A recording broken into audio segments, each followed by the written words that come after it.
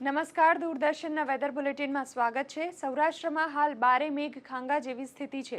દ્વારકાના કલ્યાણપુરમાં 6 કલાકમાં 11 ઇંચ વરસાદથી સ્થળ ત્યાં જળની સ્થિતિ જોવા મળી રહી છે। કલ્યાણપુરનું માલેતા ગામ વરસાદથી જળબંબાકાર થયું છે।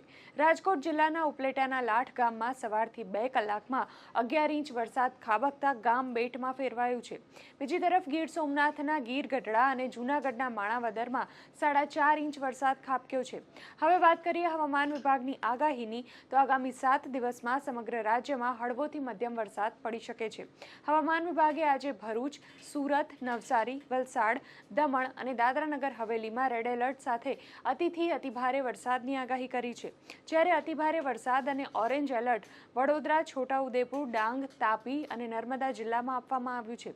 તો અમદાવાદ, આણંદ, દાહોદ અને મહીસાગરમાં ભારે વરસાદ અને યલો એલર્ટની ચેતવણી હવામાન વિભાગ દ્વારા આપવામાં આવી છે।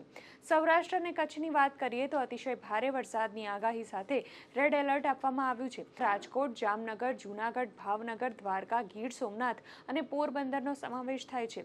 આગામી 5 દિવસમાં રાજ્યમાં ગાજવીજ સાથે વરસાદની આગાહી કરવામાં આવી છે। તો ગુજરાતના તમામ દરિયાકાંઠાના માછીમારોને પણ સાવચેત રહેવાની ચેતવણી આપવામાં આવી છે। 5 દિવસ રાજ્યમાં 45 થી 55 કિલોમીટર પ્રતિ કલાકની ઝડપે પવન ફૂંકાઈ શકે છે।